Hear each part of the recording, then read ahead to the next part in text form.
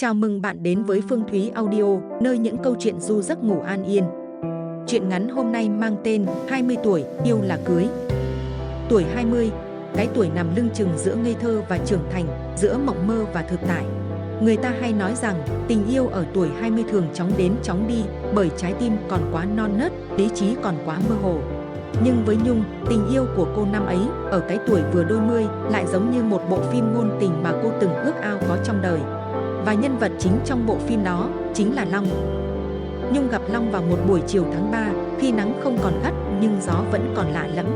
Trường đại học tổ chức buổi hội thảo về khởi nghiệp và Nhung, cô sinh viên năm 2 ngành truyền thông, được phân công làm MC cho chương trình. Còn Long, một cựu sinh viên từng giành giải cuộc thi Startup quốc gia, được mời về làm diễn giả trẻ. Nhung không để ý đến Long ngay từ đầu. Với cô, những buổi hội thảo thế này thường khô khan và đầy lý thuyết. Nhưng khi Long bước lên sân khấu, cả hội trường gần như im lặng. Giọng nói của anh trầm ấm, phong thái điềm tĩnh nhưng không kém phần cuốn hút. Anh không nói quá nhiều về thành tích hay tiền bạc. Anh kể những câu chuyện thật về những ngày thức trắng viết kế hoạch, những lần thất bại đầu đời và cả những lúc muốn từ bỏ. Chính sự chân thật ấy khiến Nhung chú ý.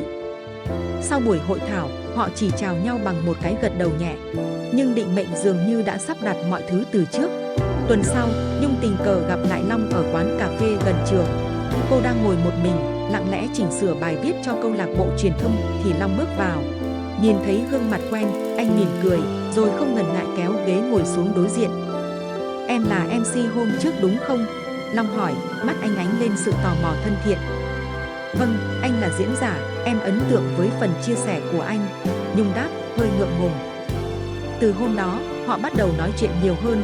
Những buổi cà phê dần trở thành thói quen. Long kể Nhung nghe về hành trình lập nghiệp đầy khó khăn của anh, còn Nhung chia sẻ về những ước mơ làm truyền thông, kể cả những lần bị từ chối phỏng vấn hay chê bai bài viết. Họ cùng nhau cười, cùng nhau mơ về tương lai. Một tương lai không rõ hình dạng, nhưng ít nhất có bóng hình của nhau. Tình yêu đến nhẹ như gió, không cần lời tỏ tình, không cần hoa hồng hay những bản nhạc lãng mạn. Chỉ là một buổi chiều trời đổ mưa, Long vội vàng chạy đến che ô cho Nhung trước cổng trường. Là một đêm Nhung buồn vì điểm thi kém, Long lặng lẽ gửi cho cô một hộp bánh kem nhỏ với mảnh giấy viết tay, không sao, em làm lại lần sau là được. Những hành động nhỏ nhặt ấy, theo thời gian, dệt nên một mối tình ấm áp. Bạn bè Nhung thường trêu cô, mày đúng là nữ chính phim ngôn tình rồi đấy, yêu anh đẹp trai, giỏi giang, lại còn ga lăng. Nhung chỉ cười. Cô không quan tâm Long có bao nhiêu người ngưỡng mộ, cô chỉ quan tâm mỗi lần cô yếu lòng, anh luôn là người đầu tiên xuất hiện. Ở tuổi 20, yêu một người không chỉ là nắm tay nhau đi khắp phố phường, mà còn là học cách cùng nhau lớn lên. Nhung còn trẻ, còn nhiều bồng bột. Long thì điềm đạm, đôi lúc có phần cứng nhắc. Nhưng thay vì để khác biệt khiến họ xa nhau, cả hai học cách dung hòa. Nhung dần biết lắng nghe, biết nghĩ cho người khác trước khi làm điều mình thích. Còn Long, từ một người chỉ biết đến công việc, bắt đầu học cách dành thời gian cho một cô gái, dù là giữa những lịch trình dày đặc. Mỗi sáng sớm, Nhung đều nhận được tin nhắn, chúc em một ngày mới vui vẻ, hôm nay trời có nắng đấy. Mỗi tối khuya, trước khi ngủ, cô lại nhận được dòng chữ, ngủ ngon nha, mai gặp anh. Có những ngày bận rộn đến mức chỉ kịp nhìn nhau qua khung cửa sổ lớp học, nhưng cũng đủ để nụ cười ấy theo Nhung cả ngày. Tình yêu của họ không phải là những màn kịch hoành tráng hay lời hứa hẹn xến xúa. Đó là những điều giản đơn, như thể mỗi ngày đều là một đoạn phim nhỏ mà hai người là nhân vật chính. Và với Nhung, đó là bộ phim đẹp nhất cô từng sống qua, bộ phim mang tên Tuổi 20, một tình yêu như trong mơ. Dẫu không ai dám chắc tình yêu tuổi 20 sẽ kéo dài bao lâu, nhưng khoảnh khắc ấy, khi cô ngồi sau xe Long, gió nhẹ thổi qua mái tóc, tim khẽ rung lên vì hạnh phúc, Nhung biết tình yêu đó là thật. Là điều mà sau này, dù có trưởng thành đến đâu, cô cũng sẽ mỉm cười mỗi khi nhớ lại. Tình yêu ở tuổi 20 luôn đẹp, luôn rực rỡ. Nhưng khi tình yêu bắt đầu va chạm với thực tế, người ta mới nhận ra, không phải cứ yêu là sẽ có cái kết viên mãn. Và câu hỏi yêu là phải cưới, tưởng chừng đơn giản, lại khiến Long và Nhung đứng trước ngã rẽ không ngờ tới. Tình yêu của họ đã bước sang năm thứ 2. Nhung sắp tốt nghiệp, còn Long đã trở thành giám đốc trẻ của một công ty khởi nghiệp đang phát triển. Cuộc sống bận rộn, những áp lực vô hình khiến khoảng cách giữa họ ngày một rõ hơn. Hôm ấy, sau buổi họp báo cáo cuối kỳ, Nhung đến thẳng văn phòng Long. Cô mặc chiếc váy trắng đơn giản, tay ôm một hộp quà nhỏ. Em mang cho anh chút bánh nướng em làm thử, nghe nói hôm nay công ty anh ký hợp đồng lớn. Nhung cười tươi. Long đón lấy hộp bánh, nhưng nụ cười anh chỉ thoáng qua, thay vào đó là gương mặt mệt mỏi. Cảm ơn em, dạo này công việc hơi căng, anh chưa có thời gian thở luôn ấy. Nhung nhìn Long, rồi nhẹ giọng. Hay là, tụi mình tính chuyện cưới luôn đi. Câu nói ấy như viên đá ném xuống mặt hồ đang yên ả.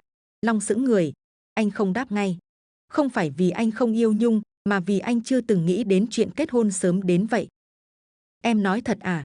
Long hỏi, cố nén cảm xúc. Em không đùa, em sắp ra trường, anh cũng đã ổn định. Ba mẹ em cũng bắt đầu hỏi han rồi, giọng Nhung trùng xuống, em không muốn tình yêu của mình cứ lửng lơ như thế. Long im lặng, trong đầu anh lúc ấy là hàng tá kế hoạch, hợp đồng, chiến lược phát triển. Cưới, với anh, là một bước ngoặt lớn, không thể chỉ vì yêu mà quyết định. Anh sợ mình chưa đủ sẵn sàng, sợ mình không thể cho Nhung một cuộc sống đúng nghĩa. Nhung à, anh hiểu em, nhưng anh nghĩ mình nên đợi thêm một thời gian nữa. Bao lâu? 1 năm, 2 năm, hay đợi đến khi anh không còn bận rộn nữa? Nhung đứng dậy, giọng cô không giận, chỉ buồn. Em không cần một đám cưới xa hoa, em chỉ cần một lời hứa chắc chắn. Nhưng có lẽ em sai rồi, em tưởng yêu nhau đủ lâu là sẽ đi đến hôn nhân, hóa ra không phải. Long bước tới, nắm lấy tay cô. Anh yêu em, Nhung, anh chưa bao giờ nghi ngờ điều đó. Nhưng cưới là chuyện lớn, anh không muốn vì vội vàng mà khiến cả hai khổ. Còn em thì sợ, đợi lâu quá, tình yêu này sẽ không còn như lúc đầu nữa. Nhung thì thầm, rồi rút tay lại. Họ chia tay nhau trong sự im lặng. Không ai nói chia tay, nhưng sự lạnh nhạt bắt đầu len lỏi. Những tin nhắn chúc em ngủ ngon dần thưa. Những buổi cà phê dịp cuối tuần cũng không còn. Long vẫn bận, Nhung vẫn buồn. Bạn bè bắt đầu hỏi, hai đứa sao rồi? Nhung chỉ cười, một nụ cười gượng gạo. Rồi một ngày, Nhung thấy Long chụp ảnh cùng một cô gái lạ trên Facebook. Người ấy là đối tác mới, xinh đẹp và có vẻ rất thân thiết với Long. Dưới bức ảnh, có vài bình luận trêu ghẹo. Long không trả lời. Nhưng với Nhung, bức ảnh đó như giọt nước tràn ly. Cô đến tìm Long, trời mưa nhẹ, y như buổi chiều họ từng yêu nhau. Cô ấy là ai? Nhung hỏi, không vòng vo. Long thở dài. Là đối tác, không có gì hơn. Anh có thể nhìn em và nói thật lòng rằng anh chưa từng nghĩ gì với cô ấy không? Im lặng, em hiểu rồi. Nhung gật đầu, nước mắt trực trào, anh không dối em. Nhưng chính sự im lặng đó mới đau lòng nhất. Anh xin lỗi, Long nói, giọng anh nghẹn nghẹn, anh sai khi không đặt em là ưu tiên. Nhưng, bây giờ, anh thật sự không thể cưới. Anh không chắc bản thân mình có thể là người chồng tốt. Anh không cần là người chồng hoàn hảo. Em chỉ cần là người cùng em đi đến cuối cùng. Nhung nghẹn ngào, nhưng nếu anh không thể, thì có lẽ em nên đi tiếp một mình. Cô quay đi, bỏ lại Long đứng dưới mưa. Mỗi bước chân cô nặng nề, như thể vừa rời bỏ cả thanh xuân của mình. Tình yêu tuổi 20, đẹp là thế. Nhưng khi đặt đối diện với thực tế, câu hỏi yêu là phải cưới. Không còn đơn thuần là một lời hứa ngọt ngào, mà là thử thách nghiệt ngã của trái tim và lý trí. Nhung bước vào tuổi trưởng thành với một trái tim từng rực rỡ nhưng nay đã có vết xước. Còn Long, lần đầu tiên anh cảm thấy mọi thứ trong tay mình đều không thể níu giữ, kể cả cô gái đã từng là cả thanh xuân anh. Sau ngày hôm ấy, ngày Nhung quay lưng rời đi trong mưa, Long không còn là Long như trước. Anh vẫn đi làm, vẫn họp hành, ký kết, vẫn giữ vẻ ngoài điềm đạm như thường. Nhưng những người thân cận với anh đều nhận ra, ánh mắt Long đã không còn sự sống động như trước. Anh vẫn giữ chiếc ô màu xanh nhạt trong cốp xe, chiếc ô mà anh từng che cho Nhung trong một chiều mưa đầu tiên. Vẫn nghe lại bài hát mà cô từng bật đi bật lại trong mỗi chuyến đi xa. Nhưng tất cả giờ đây chỉ còn là tiếng vọng của quá khứ, và điều duy nhất anh không dám làm là nhắn một tin cho Nhung. Nhung sau chia tay, không khóc nhiều như cô từng nghĩ. Cô lặng lẽ xếp lại những món quà cũ, ẩn mọi hình ảnh có Long trên mạng xã hội, rồi nộp hồ sơ thực tập vào một công ty truyền thông tại Đà Nẵng. Một nơi xa, đủ xa để cô không vô tình gặp lại anh, cũng đủ để cô tự tạo cho mình một nhịp sống mới. Mỗi sáng ở thành phố biển, Nhung đều thức dậy sớm, pha cà phê và bước ra ban công nhìn về phía chân trời. Cô cố gắng sống thật tốt, làm việc hết mình và nói cười với mọi người như chưa từng có một Long trong cuộc đời. Nhưng đôi lúc, khi đêm về, giữa những âm thanh sóng vỗ đều đều, cô lại thấy lòng mình trống rỗng như chưa từng được lấp đầy. Liệu đó từng là một giấc mơ hay chỉ là một cơn mệt mỏi của tuổi trẻ? Đêm đó, Nhung mơ thấy mình đứng giữa một sân ga, xung quanh là hàng trăm người đang bước đi vội vã. Cô thấy Long đứng ở cuối đường ray, mỉm cười và đưa tay ra với cô. Nhưng khi cô chạy tới, càng chạy, anh càng xa. Cho đến khi tiếng còi tàu vang lên và tất cả biến mất. Nhung tỉnh dậy, tim đập nhanh, cổ họng khô khốc. Cô ngồi im thật lâu trước khi thở ra một hơi dài. Có lẽ, dù cố mạnh mẽ đến đâu, trái tim cô vẫn chưa thật sự buông được. Còn Long, anh bắt đầu tham gia nhiều sự kiện hơn, giao tiếp với nhiều người hơn, như thể muốn khỏa lấp sự thiếu vắng trong tim bằng lịch trình bận rộn. Cô gái từng chụp ảnh chung với anh, Mai, cũng dần trở thành cộng sự thân thiết. Mọi người đồn đoán họ đang hẹn hò. Nhưng chỉ có Mai biết, trong những lần ngồi cạnh nhau, Long chưa từng gọi tên cô khi say, mà luôn là Nhung, đừng đi. Một hôm, Long nhận được một email, là Nhung, dòng tiêu đề vỏn vẹn 3 từ, cảm ơn anh. Trong thư, cô không nhắc đến chuyện cũ, không trách móc. Chỉ đơn giản kể rằng mình đã đi thực tập, học được nhiều điều, và biết ơn những gì cả hai từng có. Long đọc xong, lòng như có thứ gì nghẹn lại. Anh gõ lại một đoạn dài, rồi xóa. Viết lại, rồi lại xóa. Cuối cùng, anh chỉ nhấn reply và viết, anh cũng cảm ơn em. Chúc em luôn vui. Là giấc mơ, thì giữ lại được không? Là cơn mệt mỏi, thì liệu có thể tỉnh táo sau đó không? Cả Nhung và Long đều mang trong mình câu hỏi đó, suốt những tháng ngày xa nhau. Một ngày nọ, Nhung nhận được thư báo trúng tuyển chính thức vào công ty, kèm lời đề nghị làm việc lâu dài. Lẽ ra cô nên vui, nhưng trong lòng lại dấy lên một cảm giác mơ hồ. Cô gọi điện cho mẹ. Con nên ở lại đây, hay về lại Sài Gòn hả mẹ? Giọng mẹ cô nhẹ nhàng. Con còn thương thì về, không thương nữa thì đi tiếp. Nhưng dù là giấc mơ hay mệt mỏi, con cũng phải hỏi trái tim mình thật lòng. Đêm đó, Nhung ngồi viết nhật ký, sau bao lâu bỏ quên. Trang đầu tiên, cô viết. Tình yêu tuổi 20 là một giấc mơ tuyệt đẹp. Nhưng nếu người bên cạnh không còn bước cùng nữa, thì giấc mơ ấy cũng có thể hóa cơn mệt mỏi. Ở một nơi khác, Long cũng ngồi lặng trước bàn làm việc, mở lại file kế hoạch tương lai mà anh từng viết. Trong mục 5 năm tới, từng có dòng kết hôn với Nhung. Anh chạm nhẹ bàn phím, định xóa, rồi lại thôi. Dù giấc mơ không thành, nhưng Long biết anh vẫn đang bước đi, không phải để quên Nhung, mà để trưởng thành từ tình yêu ấy. Có những vết thương không hiện hình, không chảy máu, nhưng đau âm ỉ từng ngày. Giống như một vết cắt vô hình, len lỏi vào tim mà người trong cuộc không thể nhìn thấy, chỉ có thể cảm nhận bằng những đêm mất ngủ và những cái thở dài lặng lẽ. Đã 3 tháng kể từ ngày Nhung gửi mail cảm ơn Long, 3 tháng kể từ lần cuối họ liên lạc.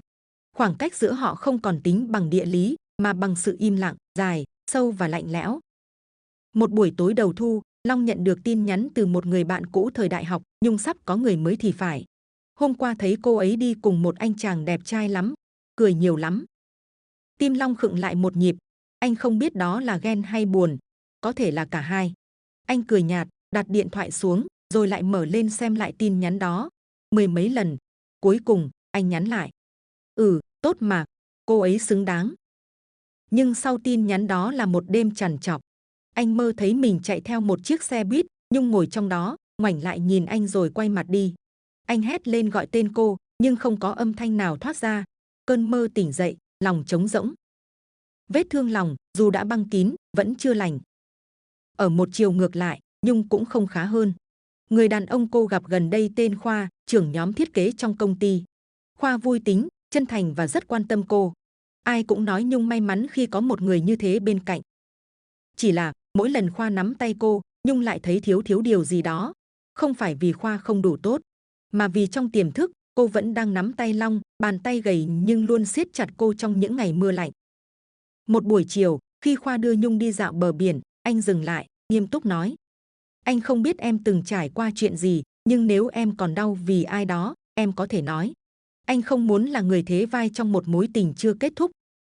Nhung sững người, câu nói ấy chạm vào đúng nỗi đau cô giấu kín. Em từng yêu một người, rất sâu đậm, nhưng tụi em không đi đến cuối cùng. Khoa im lặng vài giây rồi gật đầu.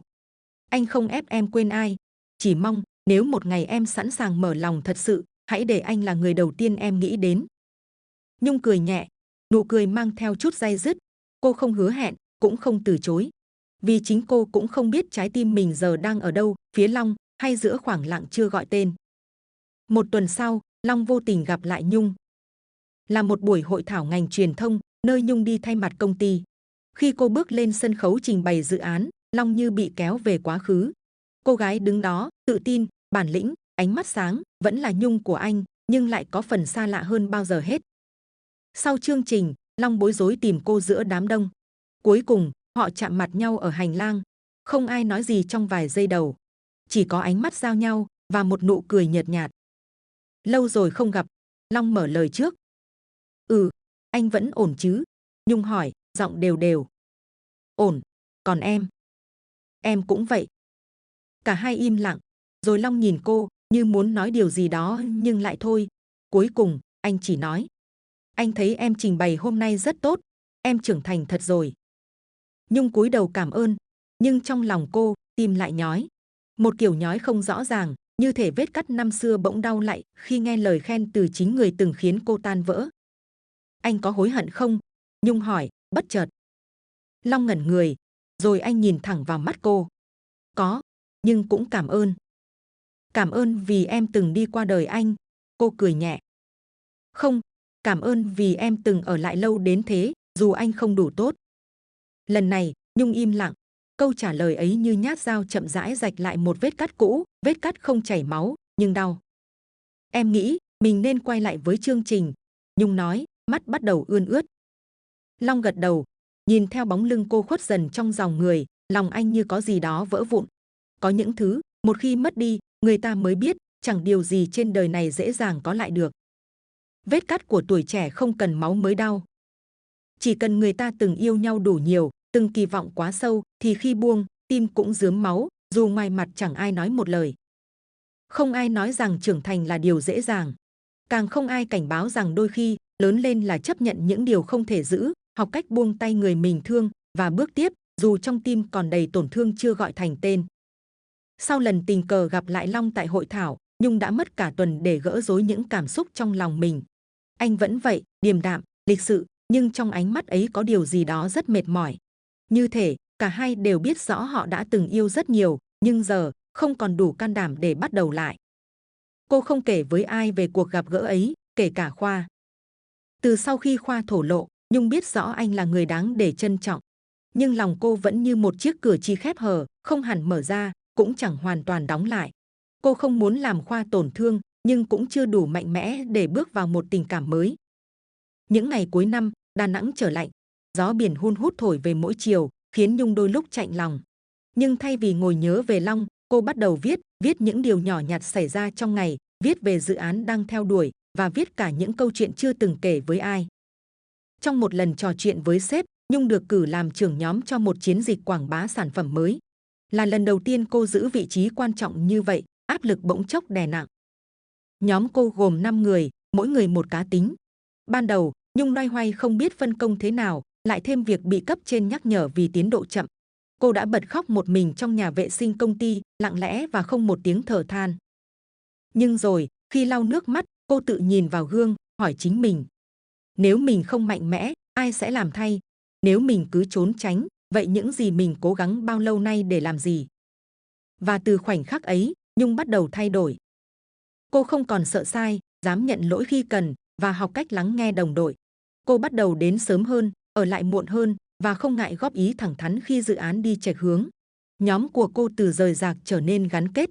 Sản phẩm ra mắt đúng hạn, được khách hàng khen ngợi và lọt top 5 chiến dịch hiệu quả nhất quý. Tối hôm nhận tin thành công, Nhung đứng trước gương, không trang điểm, tóc búi gọn, đôi mắt hơi thâm vì mất ngủ. Nhưng cô lại thấy mình đẹp hơn bao giờ hết. Vì lần đầu tiên trong đời, cô thấy mình trưởng thành không cần dựa vào ai cả. Một ngày cuối tuần, mẹ Nhung gọi điện. Con có vẻ gầy hơn đấy, làm việc thôi, cũng nhớ chăm bản thân nữa nghe con. Dạ, con ổn mà mẹ, hơi mệt chút thôi. Thỉnh thoảng cũng cho phép mình nghỉ, đừng gồng mãi. Con không còn là cô bé Nhung cần người dắt tay, nhưng cũng đừng tự ép mình phải làm siêu nhân, nghe chưa? Nhung cười, mắt rơm rớm. Đúng là, lớn lên không có nghĩa là phải giỏi giấu mệt mỏi. Lớn lên là khi biết đâu là giới hạn của mình và học cách yêu lấy bản thân trước khi yêu ai khác. Một hôm, Khoa hẹn cô đi cà phê. Quán quen nằm nép mình bên dòng sông Hàn, có tiếng nhạc nhẹ nhàng len lỏi giữa không gian thơm mùi quế. Nhung này, Khoa đặt tách cà phê xuống, nhìn cô. Anh biết em đang đi một mình, và anh không muốn chen vào chỉ để lấp chỗ trống. Nhung im lặng. Nhưng nếu một ngày em thấy mỏi, thấy cần một bờ vai, anh vẫn ở đây. Không phải để thay thế ai, mà để cùng em bước tiếp. Cô nhìn anh, rồi gật nhẹ. Không phải là lời đồng ý, cũng chẳng phải từ chối. Chỉ là một cái gật đầu thay cho lời cảm ơn, vì trong thế giới đầy vết xước của mình, vẫn có người muốn ở lại. Đêm ấy, về nhà, Nhung mở laptop, viết thêm một đoạn trong nhật ký. Có những nỗi đau không cần ai chữa lành, vì chính mình là liều thuốc. Có những ngày tưởng như không thể qua nổi, nhưng rồi cũng qua, vì mình đã học được cách tự đứng lên, tự lau nước mắt và mỉm cười. Tự mình lớn lên, không có nghĩa là không cần ai, mà là khi không ai bên cạnh, mình vẫn có thể đi tiếp, kiên cường và bình thản. Yêu lại, không có nghĩa là quay về với người cũ, mà là khi trái tim từng vỡ vụn một lần, lại đủ can đảm mở ra thêm lần nữa, nhưng lần này là với một người phụ nữ đã đi qua nỗi đau và hiểu rõ mình là ai. Mùa xuân trở lại Đà Nẵng mang theo những cơn mưa mỏng như khói và những vệt nắng nhạt đầu ngày. Nhung đang bước sang tuổi 25, độ tuổi không còn trẻ trung vụng dại, nhưng cũng chưa đủ già để buông bỏ những giấc mơ lãng mạn. Cô không còn nhắc nhiều về Long, không phải vì quên, mà vì đã thôi giữ chặt. Tình yêu ấy như một mảnh kỷ niệm được gấp gọn cẩn thận cất vào ngăn kéo ký ức, mỗi lần nghĩ về vẫn ấm áp nhưng không còn đau. Thay vào đó, cô bắt đầu sống cho hiện tại nhiều hơn. Tự thưởng cho mình một ly latte sau mỗi buổi làm việc hiệu quả. Mua một đôi giày đẹp chỉ vì thích và học cách yêu bản thân không cần lý do. Một buổi chiều tan ca, Khoa hẹn cô ăn tối ở một nhà hàng nhỏ ven biển, nơi có ánh đèn vàng dịu, tiếng nhạc ra nhẹ nhàng và mùi nến thơm thoảng hương vani. Khoa mặc sơ mi trắng, đơn giản nhưng lịch thiệp. Nhìn anh, Nhung bất giác mỉm cười, một nụ cười nhẹ nhưng thật lòng. Bữa ăn trôi qua trong những câu chuyện không đầu không cuối, những tiếng cười thỉnh thoảng vang lên và những ánh mắt trao nhau bình yên. Đến cuối bữa, Khoa đẩy về phía cô một chiếc hộp nhỏ. Bên trong là một chiếc vòng tay mảnh, đính một viên đá màu xanh ngọc. Anh biết em không thích đồ đắt tiền, nhưng anh chọn cái này vì nó giống em. Nhẹ nhàng, không phô trương, nhưng ai nhìn kỹ cũng thấy đặc biệt. Nhung chạm tay vào vòng tay, trái tim cô nhói lên một nhịp, không phải vì Long, mà vì cảm giác được thấu hiểu. Khoa không hỏi cô có đồng ý quen anh không, cũng không bắt cô chọn lựa. Anh chỉ nói, anh sẽ không đứng sau em như cái bóng. Anh sẽ đi bên cạnh, không nhanh hơn, cũng không chậm hơn. Khi em sẵn sàng nắm tay anh, cứ nắm. Còn nếu mỏi quá, anh sẽ dừng lại, chờ em. Lần đầu tiên, Nhung cảm nhận được một tình yêu không ồn ào, không hứa hẹn trăm năm, cũng chẳng vội vàng ràng buộc. Một tình yêu trưởng thành, như bờ vai nhẹ nhàng nhưng đủ vững, như một cánh tay dang ra không ép buộc, mà chờ đợi. Đêm đó, cô nằm trên giường, mở điện thoại lướt lại những dòng nhật ký cũ. Có trang viết về Long, có trang ghi lại những ngày khóc trong im lặng, và cả những lần muốn bỏ cuộc. Nhưng hôm nay, đọc lại tất cả, cô không thấy buồn nữa. Chỉ thấy biết ơn. Biết ơn vì từng tổn thương đã dạy cô mạnh mẽ. Biết ơn vì đã từng yêu thật lòng, để biết thế nào là yêu đúng. Và biết ơn chính bản thân vì đã không gục ngã, để giờ đây có thể yêu lại, với một trái tim đủ trưởng thành. Một tháng sau, Nhung nhận được lời mời làm diễn giả khách mời tại một sự kiện truyền cảm hứng cho sinh viên. Chủ đề, hành trình trở thành phiên bản tốt hơn của chính mình. Cô chuẩn bị bài nói suốt cả tuần, viết rồi xóa, sửa rồi lại chỉnh. Không phải vì muốn gây ấn tượng, mà vì cô hiểu những điều mình chia sẻ sẽ chạm đến rất nhiều trái tim trẻ đang loay hoay, từng giống mình ngày trước. Trong bài nói, Nhung không giấu những thất bại, những lần vấp ngã vì tình yêu, và cả những đêm mất ngủ vì không biết tương lai mình ở đâu. Nhưng điều cô nhấn mạnh là không ai sinh ra đã mạnh mẽ, tất cả chúng ta đều từng sợ hãi. Nhưng nếu bạn dám bước qua nỗi sợ, bạn sẽ thấy mình khác, đẹp hơn, bản lĩnh hơn và xứng đáng được yêu thương hơn bao giờ hết. Hôm ấy, Khoa ngồi hàng ghế đầu, lặng lẽ vỗ tay khi cô kết thúc. Anh không nói gì, chỉ đưa cho cô một chai nước lọc và nụ cười đầy tự hào. Nhung mỉm cười đáp lại, và lần đầu tiên, cô chủ động nắm lấy tay anh, không do dự. Yêu lại, không phải là vội vàng lấp đầy khoảng trống, mà là khi bạn biết rõ, người bên cạnh bạn không phải là cứu tinh, mà là người bạn sẵn lòng đi cùng, trong những tháng ngày mình đã đủ trưởng thành để không còn cần ai nâng đỡ. Cô, Nhung, không còn là cô gái năm ấy khóc vì một lần chia tay. Cô giờ đây là một người phụ nữ biết mình muốn gì, cần gì, và xứng đáng với điều gì. Và tình yêu lần này, nhẹ nhàng, an yên, nhưng đầy vững chãi. Không phải vì người ấy quá hoàn hảo, mà vì chính cô đã trở thành phiên bản đủ tốt để đón nhận một tình yêu lành mạnh. Cuối cùng, Nhung không cưới ở tuổi 20. Không phải vì cô không tin vào tình yêu, mà vì cô đã hiểu, yêu thôi chưa đủ để bước vào hôn nhân. Cô gái năm ấy từng tin rằng chỉ cần yêu sâu đậm là sẽ bên nhau trọn đời, đã học được rằng tình yêu muốn bền lâu, cần cả sự trưởng thành, thấu hiểu và dũng khí bước qua sóng gió. Long, tình đầu, để lại những bài học sâu sắc. Khoa, người đến sau, là bến đỗ nhẹ nhàng. Nhưng trên tất cả, chính Nhung đã học được cách yêu bản thân, để dù ở tuổi nào, cũng không đánh mất mình trong bất kỳ cuộc tình nào. Ở tuổi 25, Nhung không còn vội vàng hỏi yêu là cưới, mà thay bằng câu hỏi khác. Mình đã đủ sẵn sàng chưa, để vừa yêu người, vừa không quên yêu mình? Tình yêu tuổi 20 không sai, chỉ là chưa đủ chín. Và cô gái năm ấy, sau tất cả, đã lớn lên, để biết cách yêu một cách bình yên và xứng đáng. Nếu bạn yêu thích, đừng quên đăng ký kênh và để lại bình luận nhé. Chúc bạn ngủ ngon.